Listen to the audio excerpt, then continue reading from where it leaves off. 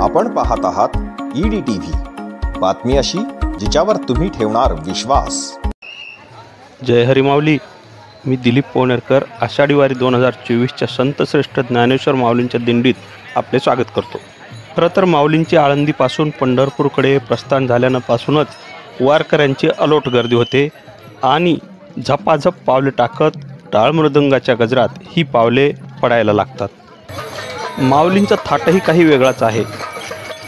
पालखीपुढे मानाचा नगारा वाजतो, त्यापुढे त्यांचे रिंगणामध्ये असणारे अश्व आणि त्यानंतर माऊलींची पालखी, असा हा भव्य दिव्य सोहळा रस्त्याने चालतो।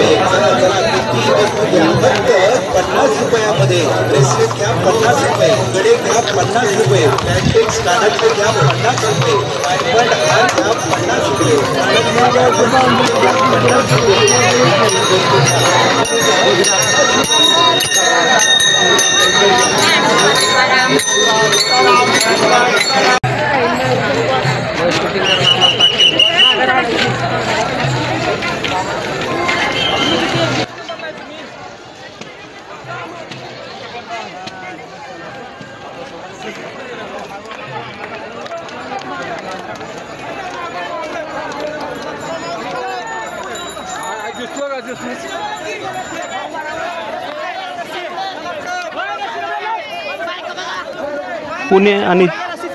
पुणे आणि सातारा जिल्ह्याच्या हद्दीवर वसलेलं नीरा हे गाव।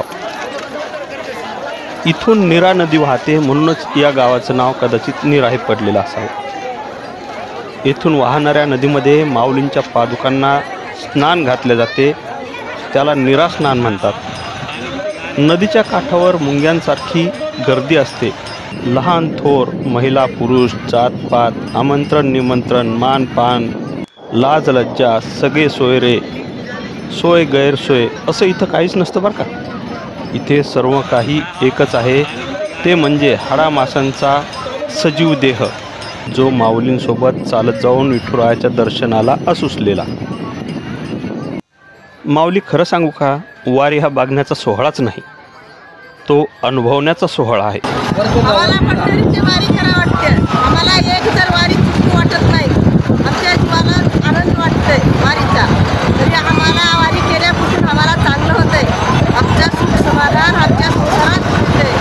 आम्ही फक्त एवढे 1 महिना आम्ही त्याच्यासाठी कष्ट करतो, 9 महिने 11 दिवस 11 महिने आम्ही आमच्या संसारात राहतो, 1 महिना आम्ही माऊलीच्या दरबारात राहतो।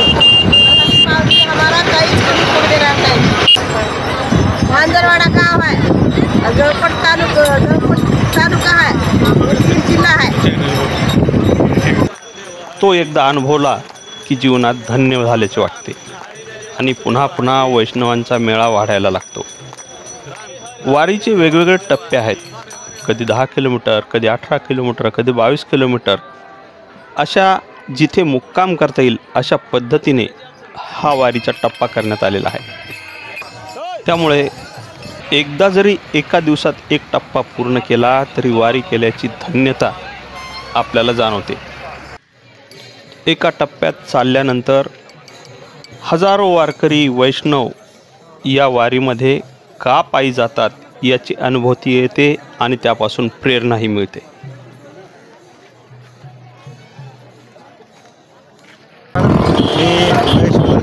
जालन्यावरून आलो आहे आम्ही, पूर्ण ग्रुप सालाबादाप्रमाणे यावर्षी पंढरीच्या वारीला निघालो आहोत। याची आनंद घेत आम्ही हा सोहळा अनुभव घेत आहोत आणि अतिशय जगाच्या पाठीवर असा सोहळा कुठेही होत नसेल असा हा सोहळा आम्ही आज आमच्या डोळ्यांनी बघत आहोत। महत्त्वाचं म्हणजे त्या ठिकाणी वारीमध्ये चालतो त्यावेळेस सगळं दुःख, सगळ्या गोष्टी, नैराश्य, तसेच काही आणखी टेन्शन असतील सर्व ते विसरून माणूस त्या ठिकाणी चालत असतो। माऊली या एका शब्दावर सर्व काही अवलंबून असते। मग याची चिंता कोण करणार असा प्रश्न तुमच्या मनात येणे चुकीचा नाही, तर याची चिंता माऊलीच करतात असं अनेक भाविकांचं मत आहे। रस्त्याने चालताना मोफत अन्न पाणी, आरोग्य सुविधा, ना नफा ना तोटा या तत्वावर खमंग चुलीवर भाजलेल्या ज्वारी बाजरीच्या भाकरीसोबत ठेचा पिठले लोणचे अवघे 20 रुपयात मिळते. याचे कारण असे आहे की सेवेकऱ्यांचं पोट भरलं की या माऊलींना देखील धन्य वाटते आणि म्हणूनच दिवसभर राबवून वारकऱ्यांची सेवा या माऊली करतात. दिंडीमध्ये तुम्हाला कुठेही लूट दिसणार नाही, परंतु जागोजागी अन्न पाणी दवाखान्याची व्यवस्था मात्र आवर्जून दिसेल.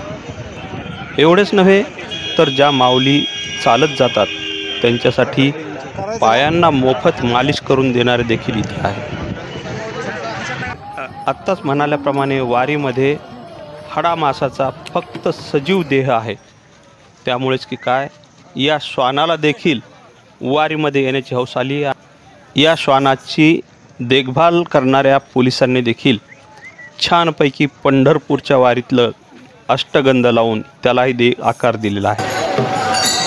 एरवी डीजेच्या काळावर कपडे फाटूस्तर नाचणाऱ्या अनेकांना या वारीचं महत्त्व नसतं, पण हा चिमुकला देखील टाळ मृदंगाच्या तालाचा आवाज कानी पडला की कसा छानपैकी नाचायला लागला आहे आणि आपला आनंदही व्यक्त करायला लागला आहे. 10 वर्षापासून पंढरीचा सोहळा असा भेटणा सोहळा असतो. पायीवारी करणं म्हणजे आपल्या आयुष्यात. मी तर सर्वांना सांगेन की पायीवारी ही प्रत्येकानं करायलाच पाहिजे. मी गेल्या 10 वर्षापासून कुठलीही समाधान माझा व्यवसाय सोडून मी वारीमध्ये सामील झालेला असतो. वारीचा सोहळा जो आहे या सोहळ्यामध्ये सर्व जाती धर्माचे लोक असतात. कोण कुठे थांबतो, कोण कुठे खातो याचा कोणाला भान पण नसतं. जातीपातीचा प्रश्न उरत नाही, श्रीमंतीचा प्रश्न उरत नाही, गरीब सगळे एकासारखे समान असतात. त्यामुळे वारीचा आनंद हा धोका असतो महत्त्वाचा आहे. तरी सर्वांना विनंती करेल की वारीचा आनंद देत जावा. पंढरनाथ भगवान की जय. माऊली ज्ञानेश्वर महाराज की जय. जगद्गुरु राष्ट्रसंत महाराज की जय.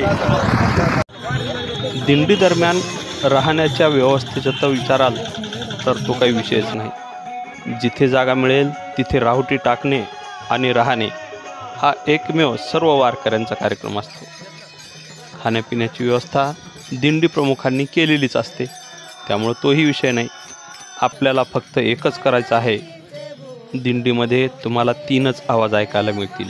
त्यामध्ये एक टाळ, दुसरा मृदंग आणि तिसरा वारकऱ्यांच्या तोंडातून निघालेलं माऊलींचं नाम.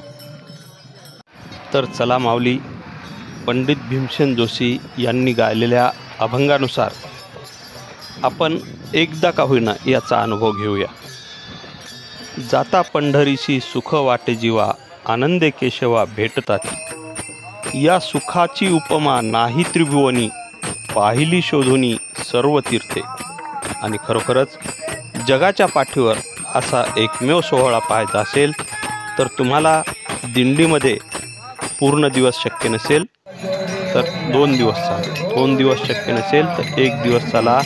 आणि याहीपेक्षा तुम्हाला 1 दिवसही शक्य नसेल तर 1 घंटा तरी चालून या अद्भुत वारीचा अनुभव घ्या. मी दिलीप पोहनेरकर, EDTV न्यूज, पंढरपूर.